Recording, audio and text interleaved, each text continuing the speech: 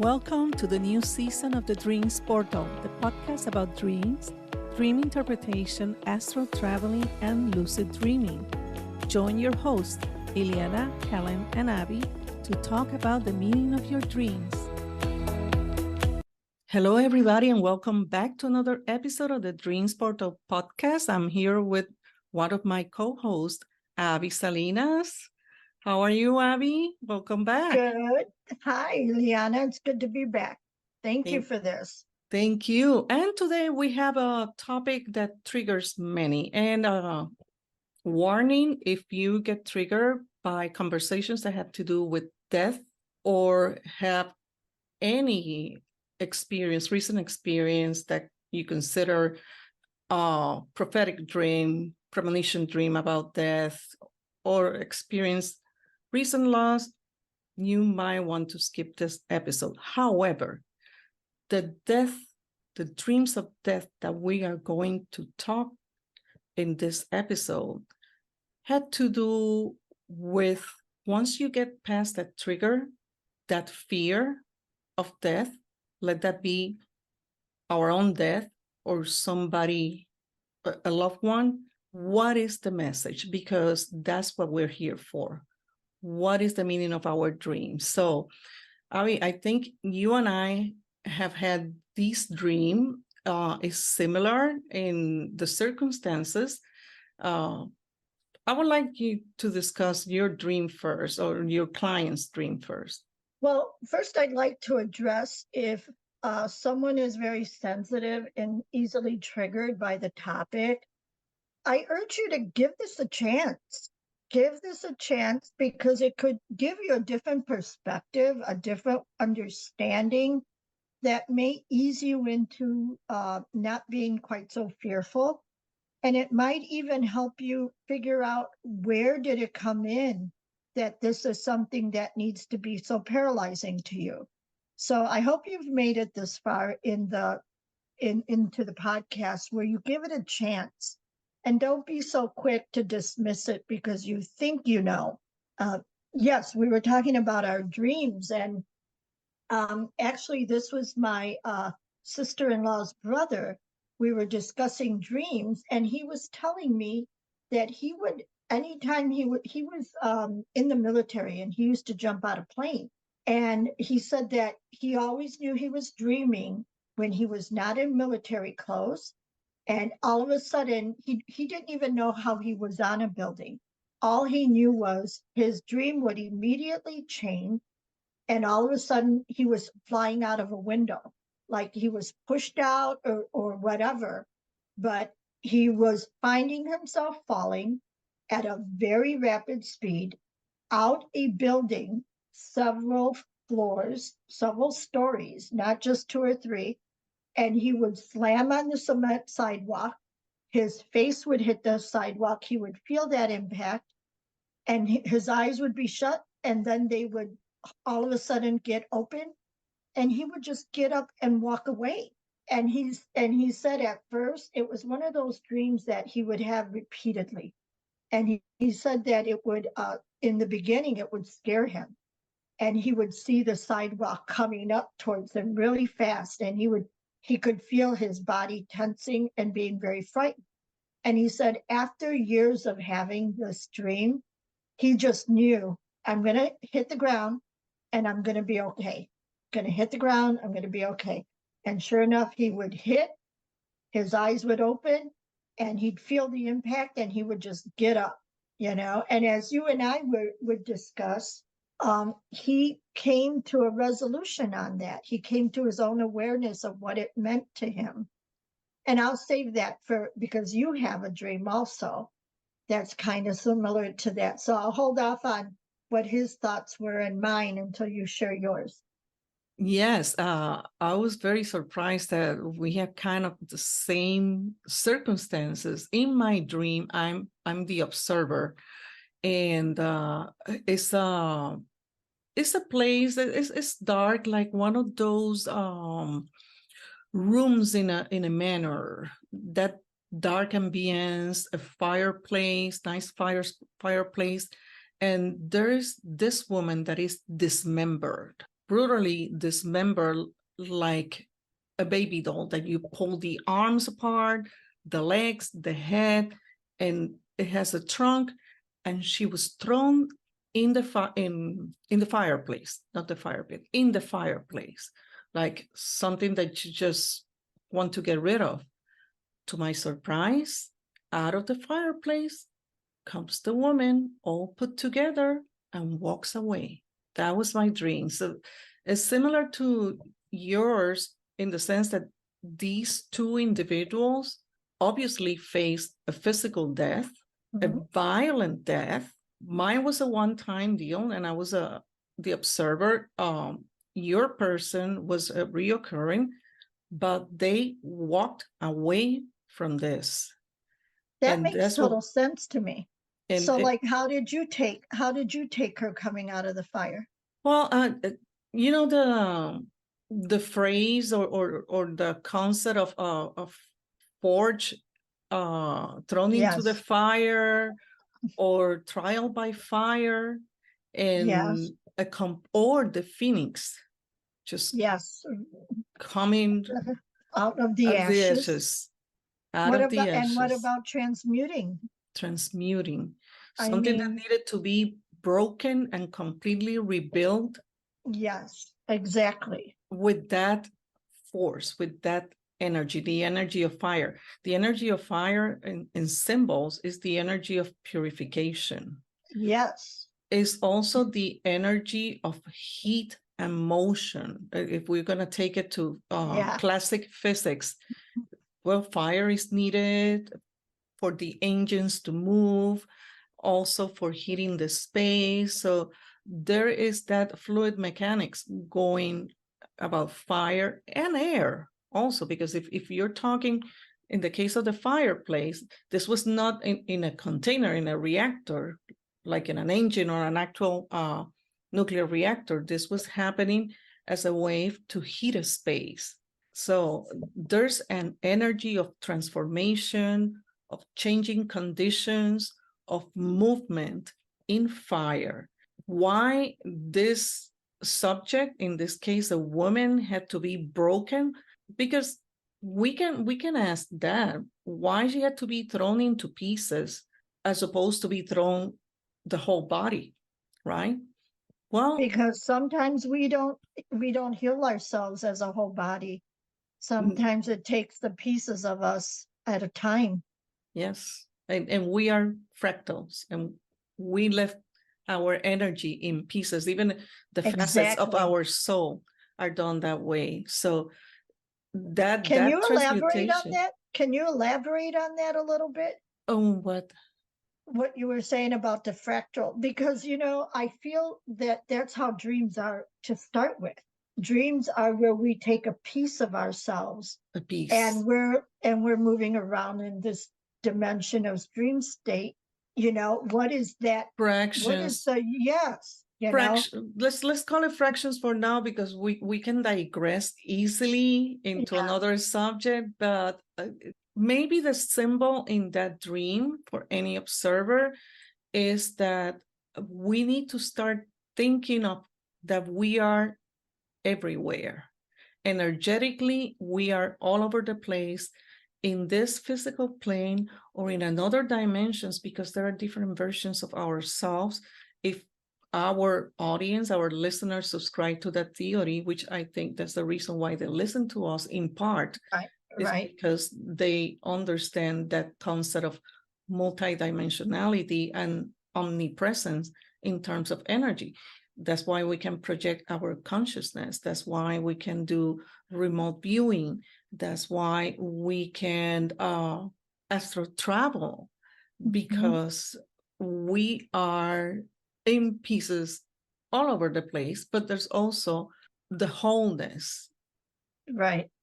In that wholeness, in that dream, was also represented when this woman pulled herself together to come out of the fire and keep walking to whatever her business was after that. So Well, the same thing with the guy who has the dream about being thrown out of a building.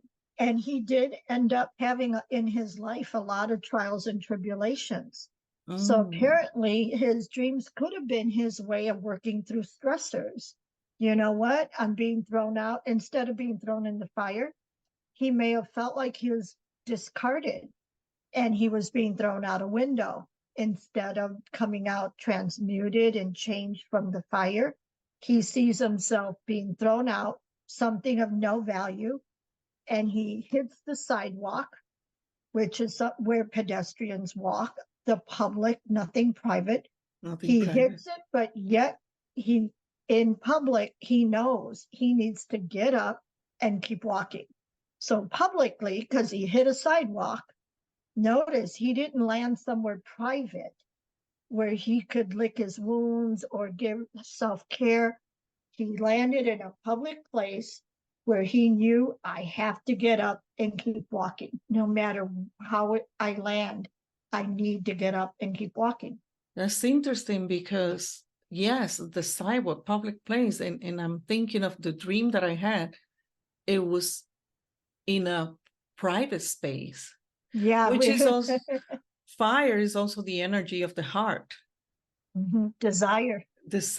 So in private, and then in his view, it was the public persona. And did you mention that he was in the military and he was he used to jump out of planes. So his situation was, she was in fire, desire, passion, right?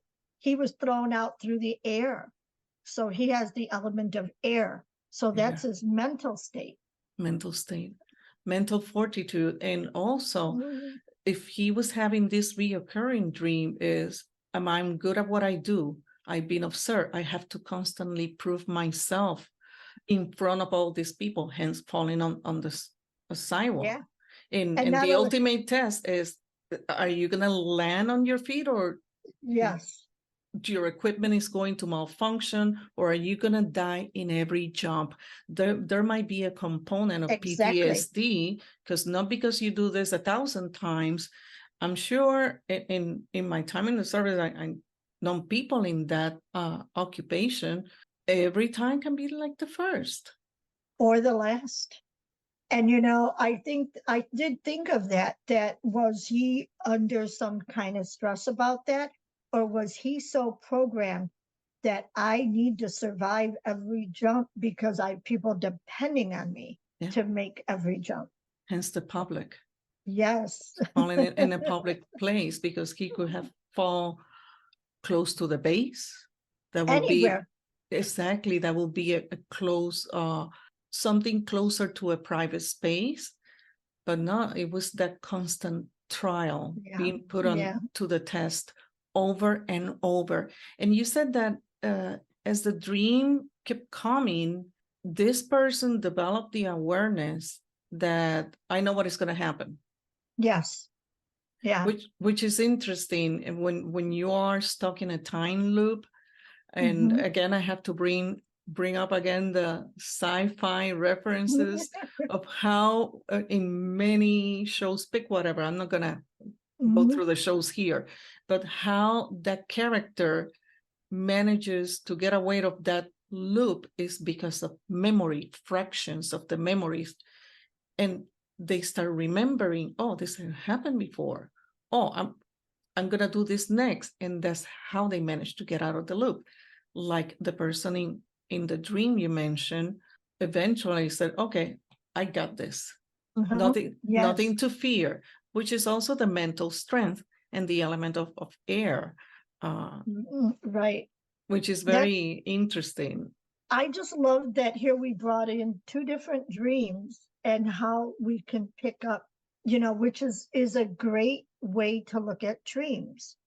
And, you know, and circling back to the death portion of it, both of ours, the people survived. They didn't die, you know, but how do you think that works when the dreamer has a dream about someone dying, you know?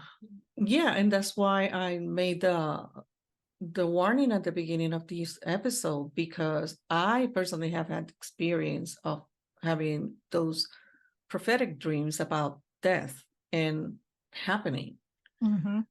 And I know that people get too hung up on that, on the fear, because death equals fear in this physicality, fear In of this losing a loved society, one, yeah, fear of your own death, because many people, and I know that you have a practice in your business that deals specifically with those people that are stuck at dying, that their time has come and they keep experiencing near-death experiences, but they refuse to go.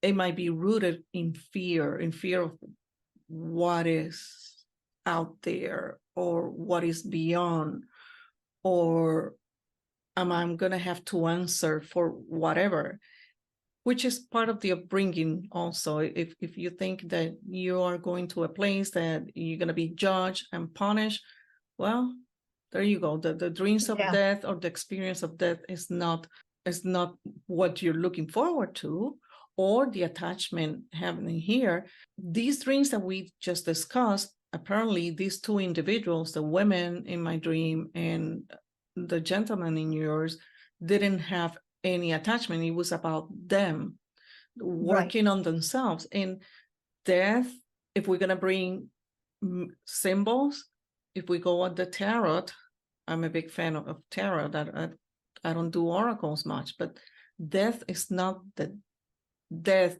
card. It's the card of changes and transformation. And the reason is, Right. if we truly believe that energy is all there is, we know that it's not going to be destroyed. It's going to transform. That energy goes somewhere. So yes, there's that discomfort on the death experience, and dreams about death trigger many people and can be scary, Right. because it's all rooted in fear. That is true. That is true. But swinging back to the death that occurs in a dream, setting aside prophetics, because not everybody has prophetic dreams, Mhm. but just recognizing, I think the takeaway here is for people to recognize just what you said about, just like if you see yourself dying in a dream, it can be where you are transforming yourself. It could be where you're having a rebirth. You know, the you that was that you were is no longer having that perspective of life, and they're going through some kind of transformation. A lot of times these dreams come through stress, like you said. What if you're a caretaker and you're dealing with somebody in hospice and you're the primary caretaker? That's going to affect your dream state. You know, you're worrying about them, you're concerned about what's going to happen. Every day there's a concern and a weight. So, of course, that's going to impact your dreams. But the thing is to really look at your dreams. And I mean, look at what you saw, you heard us here saying. We picked out the element, we picked out, you know, what it was that was happening, how it was happening, what it could mean. You know, there's so much that one can see instead of just the obvious and how we initially react to it, you know. Yeah, and talking about the obvious, what is perceived as the obvious, why do we have so True. much resistance, or why do we choose death? Why do we choose endings as opposed to changes? Programming, that's how it's been referred to forever, you know, that it's death, it's the ultimate, it's the end. It's not really introduced as anything else. It's not transformational. It's not, you know, those in the metaphysics new age community will refer to it more like that. And I believe the Buddhists also, but it's not a common practice to give it the association that it can be a continuum. A continuum, yes. Mhm. And I have to insist on the point of the limiting belief on the programming, because nothing is a complete ending or a hard stop. Everything has to transform for us to get to what's next, or what is Mhm. better. And I understand, yes, indoctrination, especially religious indoctrination, is it takes a lot of strength and belief and faith, a different kind of faith to transform. But in order for us to change everything around us, that energy has to change. Number one. Number two, there's also a factor of rewards that, especially in Western organized religion, there's a lot of rewards tied to the event of dying and suffering. So that's another paradigm. The more we suffer, the better are we going to have it in the afterlife. Yeah, And we have to wait. Yeah, I can see where there's a big belief system in that, you know. And again, when you think of the dreams, and as the observer or the one who's having the dream experience, if you see the theme of the dream has a lot of suffering, has a lot of something that's going to make you uncomfortable, it may give you resistance or be representation of the resistance you have in your life that is fighting changes. So what used to be okay and just slightly intolerable, as it increases in your day-to-day life, at some point your dreams are going to pick up on what you're trying to suppress. No, this is good enough. I'm okay here. I don't care that they don't pay me as much as I should be paid. Okay, I do have to work till 8 o'clock. So you start making these excuses, and now they're permeating into your dream. And now you're having dreams where there's a death, and it's trying to tell you this needs to stop. These are and you're going to have some kind of transformation as you make these changes. Absolutely. The stop or change. Mm-hmm. Even stopping is a change. Yeah. Because it can lead to something else. Because it's a change of condition. You're breaking the inertia. Exactly. But it's okay to make a temporary stop. Don't just get paralyzed. Exactly. Which is another dream. There's another paralyzing dream and death-like dream. Yes. That those are night terrors in which you're completely paralyzed. It's another subject, but the fear is still the same, because once you're paralyzed, you feel that you can't defend yourself, and then wonder what is going to happen to you. Can't defend yourself, and no one hears you. So and eventually in those dreams, we learn, okay, I know what is going to happen next, which is also the message, going back to the dream of the person, is the learning. Yes. Learning and getting better at it. That might be the message. It takes, I don't want to use the word traumatic. I want to use the concept of energetically loaded experience for some to accept that there are changes that need to be placed, and there are some so-called endings in order for them to get into the new beginnings, because everything is a cycle. Sure. So next time that you have a dream that scares you that way, think, like Abby just said, pick up the elements and see what is it that is happening in my life that is showing up in my dreams that I need to adjust or change or end for me, for my progress. Exactly. And what is making me feel so vulnerable? It all comes down to fears and vulnerabilities, and that's okay. Sure. We all have those, but it's something that we need to explore in the way we start getting comfortable with these things. True, exactly. Well, Abby, thank you so much for having this discussion. Very interesting. I never knew that we had similar dreams. Yeah, that was funny. And I was very concerned about not getting into the prophetic dreams and things like that, because that's not what we're here for. We're here to just take a look beyond beyond the Right. physicality and in this dimension that we are. So next time, don't be so scared about a dream. Take it apart, like the women in the fireplace, so you can see the whole Yep. after that. Yep. Thanks again. And for all of you, thank you for being with us in this episode. And until next time, sweet dreams.